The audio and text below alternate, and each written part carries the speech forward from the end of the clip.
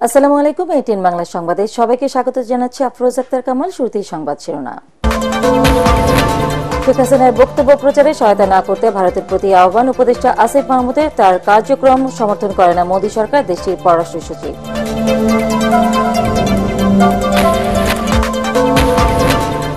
পড়ার টেবিল থেকে তুলে নেতাদের প্রটোকল দেয়া লেজুর ভিত্তিক রাজনীতির বিপক্ষে বৈষম্য বিরোধী ছাত্র আন্দোলনের আহ্বায়ক হাসনাত আব্দুল্লাহ।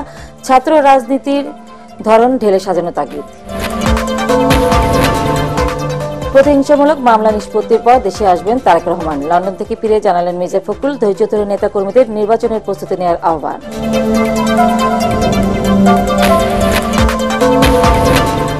এবং গুম, খুন, অপহরণের অভিযোগগুলো সুষ্ঠু তদন্ত এবং বিচারের মাধ্যমে দায়মুক্ত হতে চায় র্যাব। নেতিবাচক কাজের জন্য দেশবাসীর কাছে ক্ষমা প্রার্থনা। শুনছিলেন সংবাদ শিরোনাম, এবার বিস্তারিত।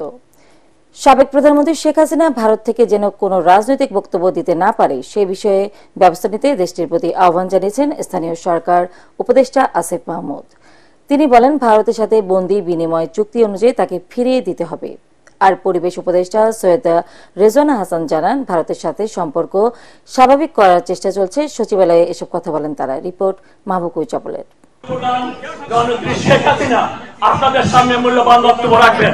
গত 5 আগস্ট ভারতে পালিয়ে যাবার পর অন্তরালে ছিলেন সাবেক প্রধানমন্ত্রী শেখ হাসিনা।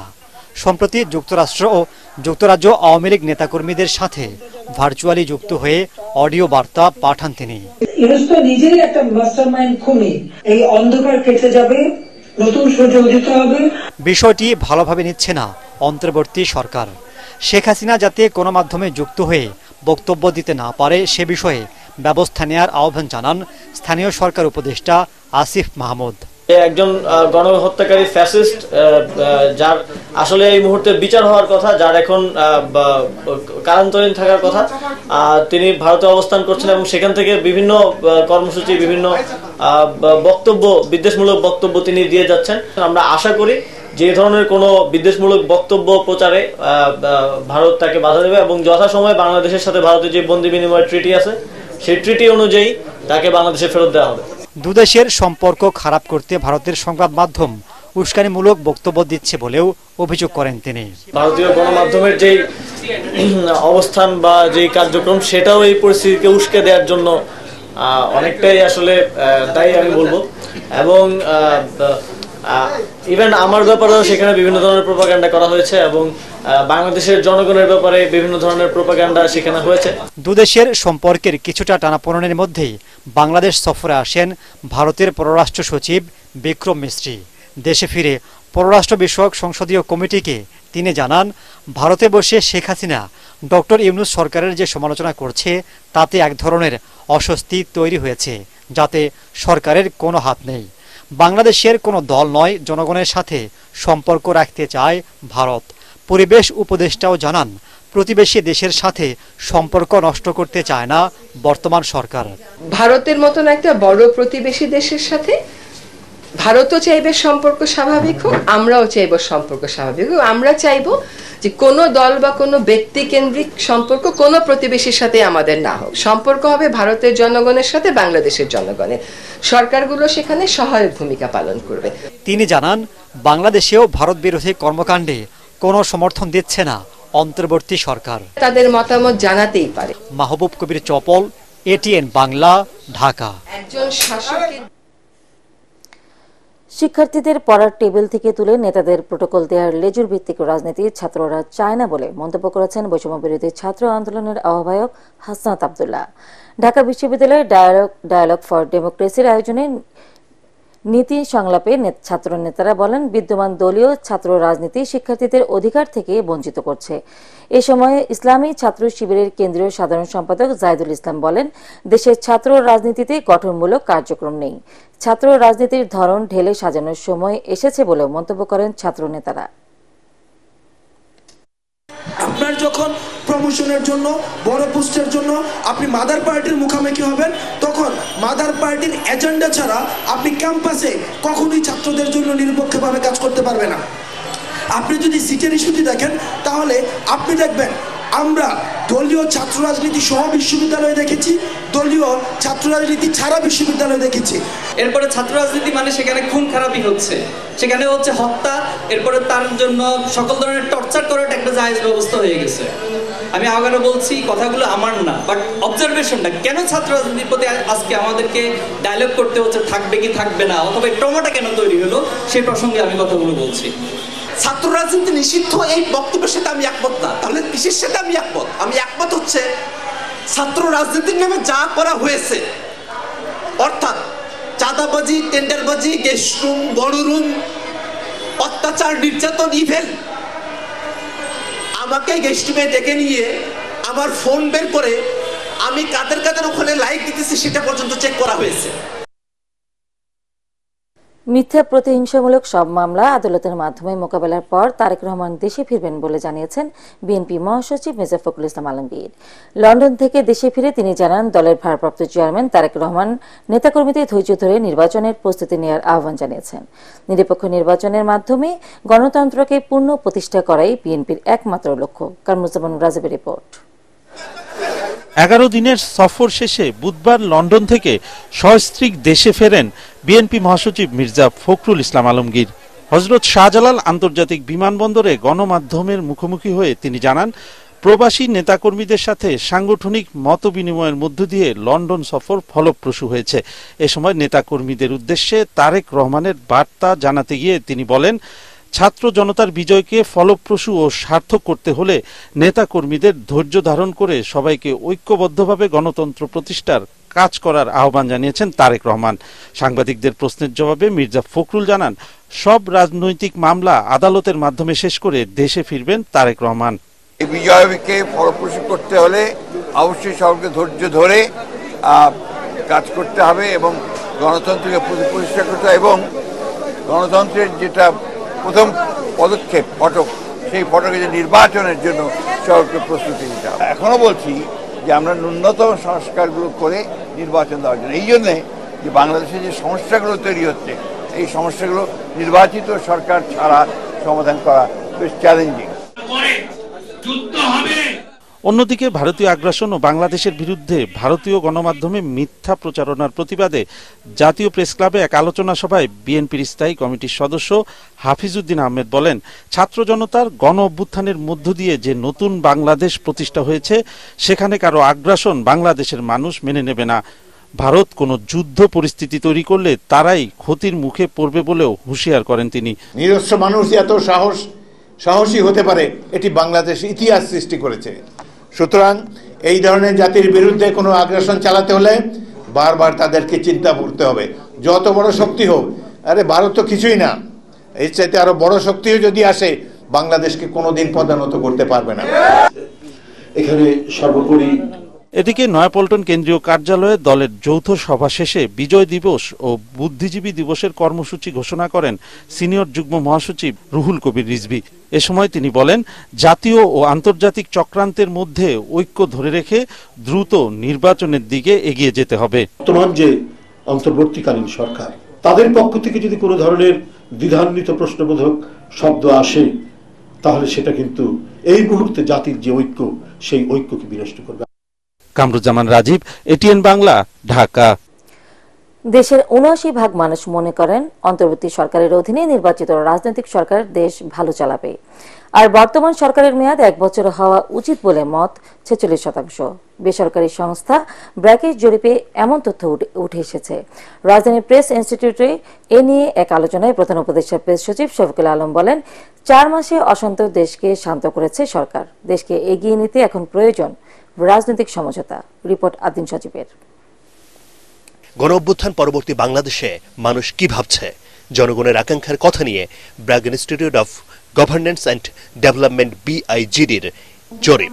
এতে দেখা যায় 56% মানুষ মনে করেন অন্তর্বর্তী সরকার শক্তভাবে দেশ পরিচালনা করছে।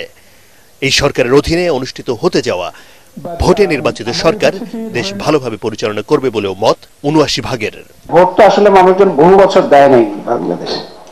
14 সাল থেকে বাংলাদেশের মানুষ ভোটই দেয়নি। তরুণ প্রজন্ম তারা ভোট দেওয়ার প্রক্রিয়াটা বা ভোট দেওয়ার যে উৎসব বাংলাদেশে হয়, সেটার সাথে একদমই পরিচিত না। সুতরাং ওইটার প্রতি আগ্রহটা, যে একটা নির্বাচিত সরকার এবং নির্বাচিত প্রতিষ্ঠান, এটার প্রতি যে আগ্রহটা, ওইটাও খুব স্বাভাবিক মনে হচ্ছে। জরিপে আরো উঠে এসেছে 41% মানুষ মনে করেন ভারত ইস্যু এই সরকার দৃঢ়ভাবে সামাল দিয়েছে, আর 46% মত অন্তর্বর্তী সরকারের মেয়াদ 1 বছর হওয়া উচিত। সংস্কারের যে সময় বা মেয়াদ, এটা নিয়ে যেটা নিয়ে রাজনৈতিক সবচেয়ে বড় বিতর্ক এখন হচ্ছে, সেখানে 81% সময় দিতে চান, তার মধ্যে 3 বছর দিতে চান 38%, 9% দিতে চান 2 বছর। অভ্যুত্থানের মাধ্যমে আমরা একটা নতুন পলিটিক্যাল ফোর্স দেখেছি, সেই পলিটিক্যাল ফোর্সের একটা ফর্মালাইজেশনও দেখতে চাচ্ছি। বর্তমান সরকারের প্রধান উপদেষ্টার প্রেস সচিব শফিকুল আলম বলেন, এক কঠিন পরিস্থিতির মধ্যে অন্তর্বর্তী সরকার দায়িত্ব নিলেও পরিস্থিতি এখন নিয়ন্ত্রণে। আমি বলবো যে আমরা সেই জায়গায় উত্তরণ করেছি, মানে ফ্যান্টাস্টিক। আমি বলবো যে 4টা মাসে এই গভর্নমেন্টের যে অ্যাচিভমেন্ট, সেটা আমরা অনেকে বুঝতে পারছি না।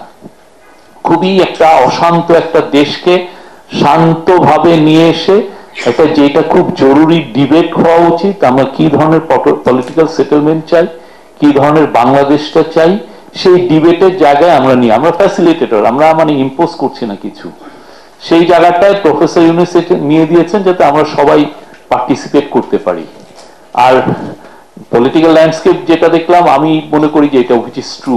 সরকারের নেওয়া উদ্যোগগুলো দৃশ্যমান করতে সংশ্লিষ্টদের তৎপর হওয়ার তাগিদ দেন আলোচকরা। আদ্দিন সজীব, এটিএন বাংলা, ঢাকা। গুম, খুন, অপহরণের অভিযোগগুলো সুষ্ঠু তদন্ত এবং বিচারের মাধ্যমে দায় মুক্তি চায় র্যাব।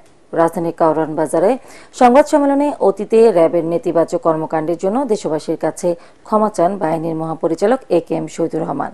কারণ নির্দেশে আর কখনো গুম খুনে জড়াবে না বলেও প্রতিশ্রুতি দেন র্যাব ডিজি। র্যাব বিলুপ্তির বিষয়ে সরকারের সিদ্ধান্তই চূড়ান্ত বলে জানান তিনি। মনির হোসেন তপু রিপোর্ট। যারা র্যাব কর্তৃক হত্যাকাণ্ডের শিকার হয়েছেন তাদের পরিবারের কাছে আমরা দুঃখ প্রকাশ করি এবং ক্ষমা প্রার্থনা করি। সংবাদ সম্মেলনের শুরুতেই র্যাবের বিরুদ্ধে গুম, খুন, অপহরণ সহ নির্যাতনের বিষয়ে ভুক্তভোগীদের কাছে ক্ষমা চান বাহিনীর মহাপরিচালক AKM শহীদুর রহমান।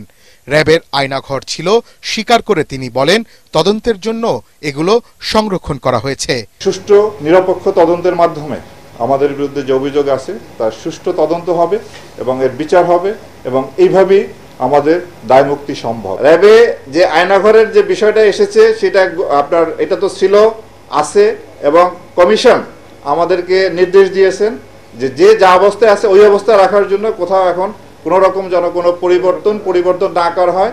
অ্যাকর্ডিংলি আমরা ঠিক ওইভাবেই রেখেছি যা যেভাবে ছিল অতীতে। দেশের আইন শৃঙ্খলা পরিস্থিতি কিছুটা উন্নতি হয়েছে, তবে জনগণের প্রত্যাশা অনুযায়ী হয়নি বলে স্বীকার করেন র্যাব মহাপরিচালক। জুলাই আগস্টে ছাত্র জনতার উপর হেলিকপ্টার থেকে র্যাব গুলি করেছে কিনা তা অনুসন্ধানের মাধ্যমে বের হয়ে আসবে বলেও জানান তিনি। ভিডিও ফুটেজ দেখে আপনার একজনকে আপনারা দেখেছেন যে 2 হাতে 2টা পিস্তল নিয়ে যে গুলি করতেছিল পাবনায়, তাকে গ্রেপ্তার করেছি।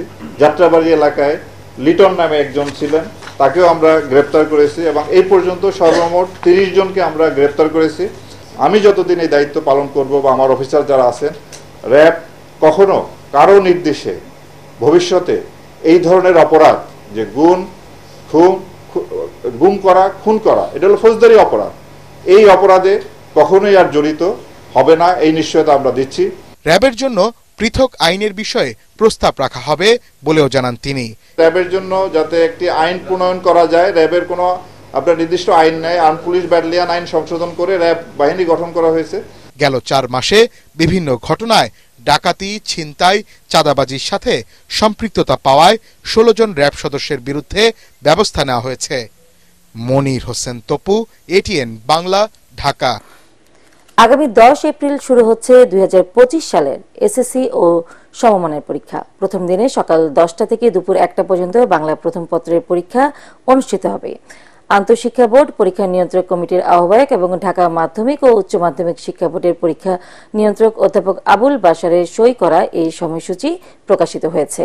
এতে বলা হয়েছে, এবছরের এসএসসি ও সমমানের পরীক্ষা পূর্ণমান ও পূর্ণ সময়ে অনুষ্ঠিত হবে। পরীক্ষা চলবে 8 মে পর্যন্ত। 5 আগস্টের পর ঢাকা শহরে যানজট বেড়ে যাওয়ার নেপথ্যে পতিত আওয়ামী সরকারের কারসাজি আছে কিনা তা খতিয়ে দেখার দাবি জানিয়েছেন গণ অধিকার পরিষদের সভাপতি ও ডাকসুর সাবেক ভিপি নুরুল হক নূর।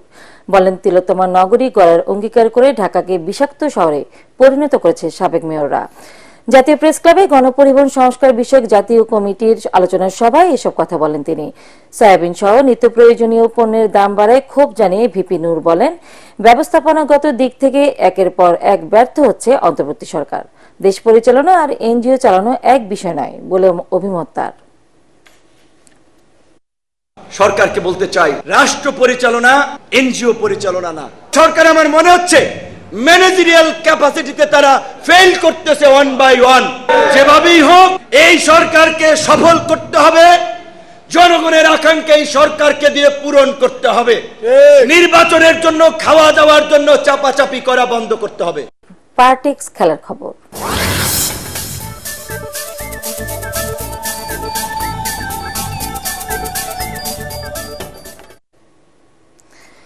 প্রথম ম্যাচে ভালো করতে না পারলেও দ্বিতীয় ম্যাচে 33 বলে 65 করলেন তামিম ইকবাল। তাতে এনসিএল টি20 টুর্নামেন্টে তার দল চট্টগ্রাম বিভাগ 12 রানে হারিয়েছে সিলেটকে।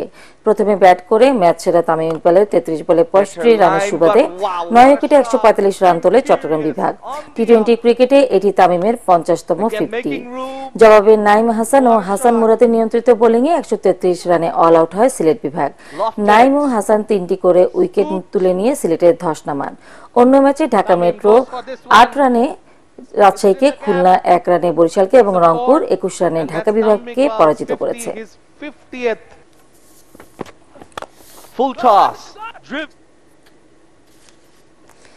শেষ করার আগে সংবাদ শিরোনাম আরেকবার। শেখ হাসিনার বক্তব্য প্রচারে সহায়তা না করতে ভারতের প্রতি আহ্বান উপদেষ্টা আসিফ মাহমুদের। তার কার্যক্রম সমর্থন করে না মোদী সরকার, দেশটির পররাষ্ট্র সচিব।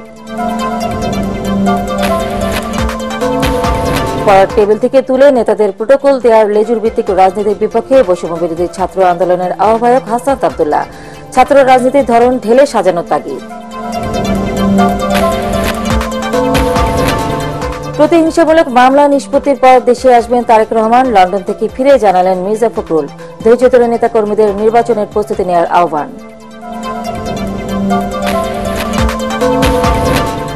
এবং গুম, খুন, অপহরণের অভিযোগগুলো সুষ্ঠু তদন্ত এবং বিচারের মাধ্যমে দায়মুক্ত হতে চায় র‍্যাব। নেতিবাচক কাজের জন্য দেশবাসীর কাছে ক্ষমা প্রার্থনা। পরবর্তী সংবাদ দেখার আমন্ত্রণ জানিয়ে এখনকার মতো শেষ করছি এটিএন বাংলা সংবাদ। ইউটিউবে দেখতে ব্রাউজ করুন youtube/ATN Bangla News। ধন্যবাদ সবাইকে।